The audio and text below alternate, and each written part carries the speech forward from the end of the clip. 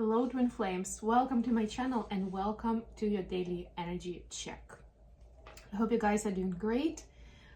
This is going to be our classic read, so we'll check on the energies from divine masculine, divine feminine collectives, see what else we need to know about the journey right now, and then at the end I'll also pull messages in love for each of the twin collectives. Basically, what kind of guidance can we use in terms of our journey in love, and it can be connected to our twin flame, or it can be connected maybe to a soulmate if they're in your life, or if you're single. It's just general guidance and advice on what could be the next step for you to attract that love that you want. We will start with a quick oracle message, and today I'm using the whispers of the ocean for that. Tomorrow it's 3-3 portal, so there will be a special reading connected with it. And if you're looking to know more about what's going on with those divine masculines, there's a reading for that I published yesterday. So check that out for sure. And I know I promised to finish up the readings, the horoscope readings today, but by the end of today. I didn't have a chance to do it, but I will continue publishing them today and tomorrow. So tomorrow I should close the cycle. I think it's everything up to between Pisces and Virgo that I've already published. And then if you're in the second half of the zodiacal wheel in this case, then your reading is coming up today or tomorrow. And of course, if you like what I'm doing, please hit that like button. If you're new, subscribe to my channel. It's the best way to know when something new is coming out, especially readings dedicated to portals, to lunar events, to eclipses, which by the way, we're going to have our first eclipse in a couple of weeks. Can't believe that it's already here. Mercury retrogrades, you name it. And of course, I will remind you about the horoscopes on my other channel, Mindful Bamboo, and new episodes of my show, Mindfully Awake. By the way, I will attach the link to the newest episode that is about intrinsic motivation. So if you're not really sure what motivates, we keep saying, follow your passion, go for what really inspires you. And some people are just not used to channeling that or to tuning into that, right? This is a great start in understanding what is motivating you. And there is a specific tool, specific exercise that you can use for that I'm going over in the episode. So I'll link it in the comments below. Okay, so Divine Feminines, your card is number 40, Rediscover Yourself. Pay attention to the passion you're feeling. I swear I did not see that when I was telling you about the passion and motivation. But yeah, definitely somebody needs to hear about that episode. Pay attention to the passion you're feeling for discovery, learning, exploration, spirituality, travel, your work, or your relationship. Passion and desire go together, especially as inspiration, right? So that's exactly it. That was a channeled message that was given for everyone just a few minutes ago. It's really important to connect to your passion. And I would say personally, if and when you experience some kind of disjointed relationship, or there's some kind of conflict between you and your twin, it can be quite hard on you emotionally, and following your inspirations, or at least having those pockets of where your passion is, where you're guided to go, something outside of that relationship in this case, it really helps. So you can tune out and you can kind of like take a break from focusing on the whole twin flame aspect and do something that will actually feed your soul, that will help you, that will support you. Because there are times where we just need to kind of go into a hermit mode and take care of ourselves, and heal, and not necessarily be out there slaying the dragon, so to speak. What do we have for the masculines watching? Single-mindedness. Choose your own path and what is best suited for you. Wow. Yeah, this takes courage, honestly. That's immediately what I'm getting here. And to me, this is like, if you pick a path and you stick with it, right? And go that way. Don't worry about what other people are saying, or I don't know, things maybe not going your way just from the first step, but you need to stick with it longer and show the universe that this is exactly what you're trying to build. We had that new moon just a few days ago where it was a perfect time to set the intention for what you're trying to bring, what you're trying to create. And I would say if you, for some reason, didn't have a chance to do that, then do it this weekend. You still have time. It's still pretty strong. And on top of that, you have 3-3 portal tomorrow, and I will speak about that, the significance of it tomorrow. But the 3 generally is about that intention set, and it's about like, okay, I know what I want, this is what it is. You're like sending it to the universe. So that is definitely another great opportunity. Okay, let's move on with our tarot read. I'm using the Good Tarot today for the main reading. Bottom of the deck is Lovers, or love in this case.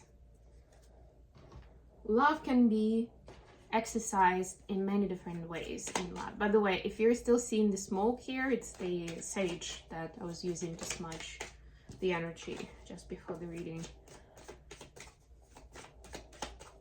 It's not the smartest way to leave it like that because I'm obviously inhaling all of the smoke, but it's okay.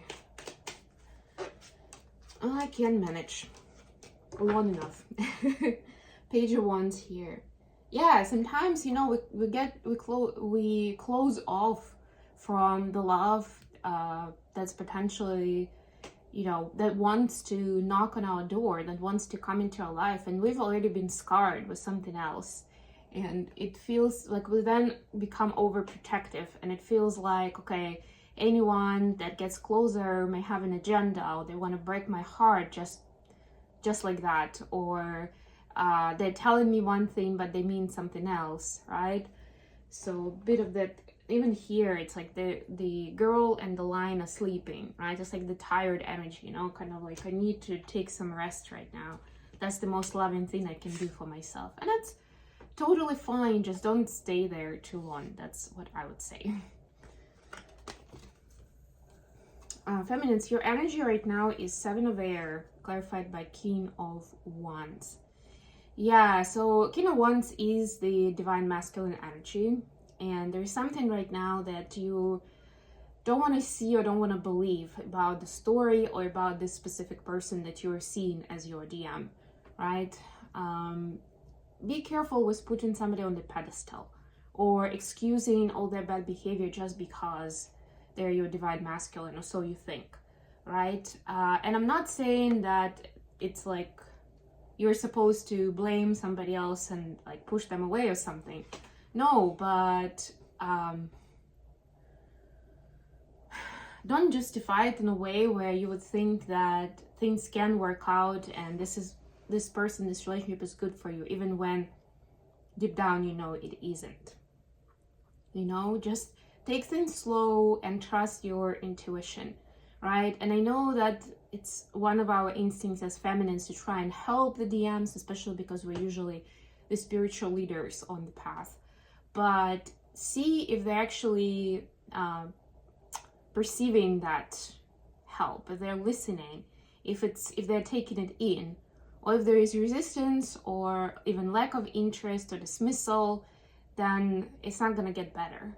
It's just not the time then, right? And respect that and meet them in that energy, and respect yourself, that if you're looking for a partner that would be aligned to you, that will give you what you need, then maybe that's not that person, or not right now, right? Just sometimes it's the hardest part to face the truth, especially it was the whole concept of the twins, right?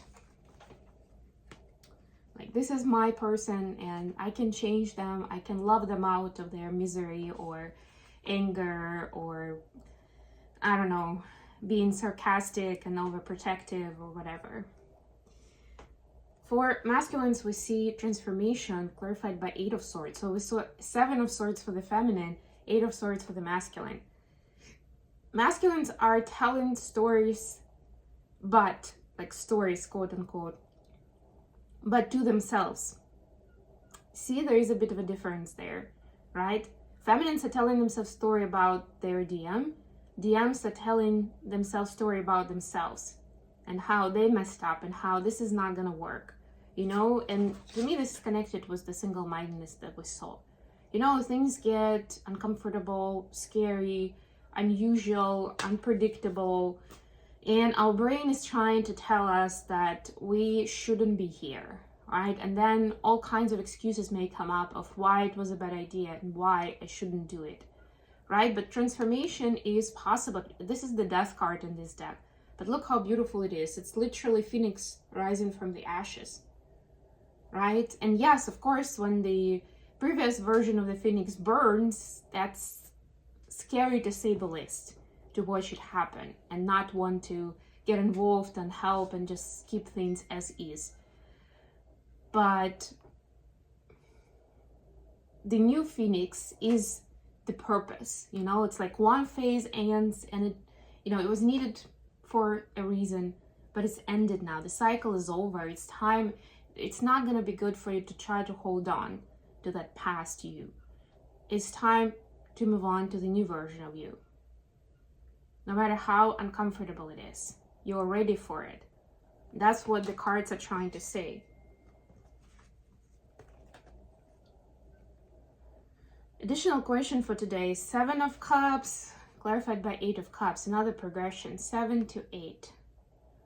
I think 7 is, in this case, is about figuring out what you need, what you don't need in life. It's like when you've got a lot of things that you metaphorically put everything that you do that is on your mind on the table for a moment. Maybe actually create like sticky notes with all those things, right? And it's a lot, and your brain gets overwhelmed so quickly because of unreasonable expectations, because of some kind of deadlines imposed on you, or you just putting pressure on yourself that you need to do better, you need to move faster, whatever it is, right? But then 8 of Cups is like, okay, you know what, I'm gonna keep like 1/3 of these things, and it's super scary. It's scary AF, but I'm actually gonna succeed in those. I'm creating the environment where I can succeed, not the environment where I'm most certainly not gonna succeed. And then it's gonna be like a self-fulfilling prophecy. I'm gonna say, I knew that. I knew this was gonna happen, right? And you'll be right. Right? It's like that feeling, like, yeah, I kind of knew that. That was not gonna work.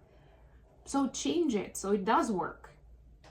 And again, I think our society is so hyped up about being workaholics, being so super productive, always being in your best energy and just like producing. But the reality is it's not always like that. Plus, if you know somebody else who does like 20 things at the same time, doesn't mean that it's good for you.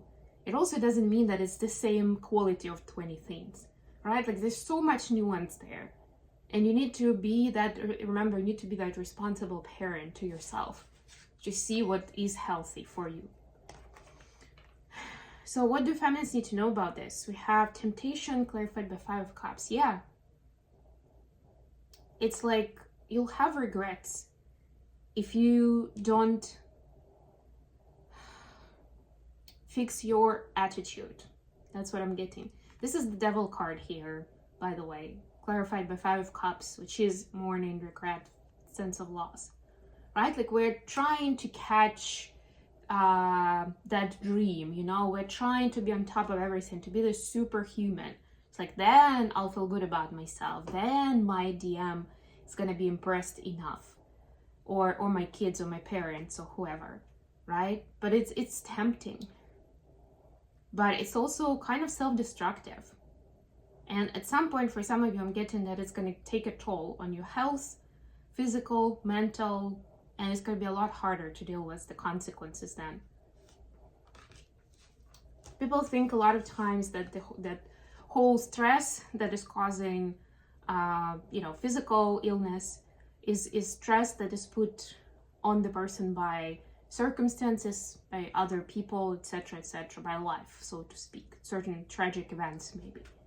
But a lot of it is actually something that we put on ourselves without admitting it most of the time, but it's true. Not to mention that even the pressure you're feeling from someone else is just your way of interpretation. That's the key factor here. That's the filter you're living with. And you can change that. It's on your side. You're in control of it. Masculines, what do you need to know? You have 5 of Pentacles, clarified by Page of Cups. See how much, like, it's the energy of, like, changing the wind and changing the energy. All these 5s that we're seeing. Yeah, for the masculines, it's like feeling of loneliness and like craving love, craving support, craving care. And feeling like, oh, if I do more, then I'll get that. Then I'll earn that. I'll be a good boy or girl, you know? And this person will love me, or my boss will give me a bonus, or my friends will want to hang out with me because I'll be a cool person to be around.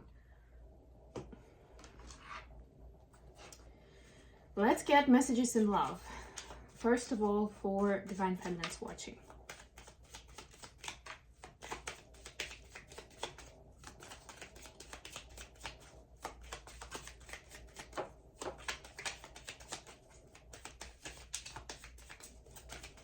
What do Divine Feminines need to know as a... Okay, we have soulmates and separation. Soul connection, partnership, soul contract, and missing you, thinking about you. Yeah, so it's like... to me, it's also... It can take a bit of an addictive twist, I'll be honest with you. And of course, this can be a separation with your DM and you missing them. And this is like the whole vibe of, right? Like... I wish they were here, even with all the bad behavior that I've experienced from them. It's still better with them than without them, something like that. But for other people, it's actually being codependent on another person to feel good about yourself, to just generally, it doesn't have to be a DM, to feel like everything's going well in your life. And it could be romantic, of course. It can be even friendship. Like, you know, some people, they just need to go out with a friend or travel with a friend. Like, it can never be by themselves. They don't even make big decisions by themselves. They like need to call a friend, have a talk, and then decide, or like actually ask them, what do you think I should do? Right? So look at the codependent patterns and see where you may be missing that support and care that you're supposed to give to yourself, right? And of course, see if there's a specific relationship where you are being codependent, and maybe it's because another person enables you, possibly, but it is again for you to take responsibility on deciding how you want to play it. You know, how do you want to proceed with this, and how this is almost like a crutch that maybe feels a little better but pushes you away from actually facing your insecurities and doing something lasting about them. Not just like, okay, I'll think about it tomorrow, but actually changing the situation. For masculines, we see the butterfly, which is actually that death in reverse. It's evolving to the next phase. Clarified by paradise, happiness and joy. Yeah, so masculines, don't be afraid of this transformation. It is bringing opportunities for much bigger happiness and joy in your life. If you let it happen, if you just, it's like a free fall experience. It's super scary if you're not used to it. But if you know, whether you like it or not, it's part of the personal growth. And it's part of raising your consciousness and raising your vibration, where you exercise more trust. This is the one to trust. Don't overthink it. Go with it. If you don't know what to do, sit with that energy. Wait a little. You know, you don't need to, again, to take action, you know, every single day, exhausting yourself, trying different options. Just like let it flow for a little bit. See what happens. Okay, I am gonna leave you with this, guys. Thank you so much for joining me today. I love you all. Please don't forget to like the video and subscribe to my channel. And until next time.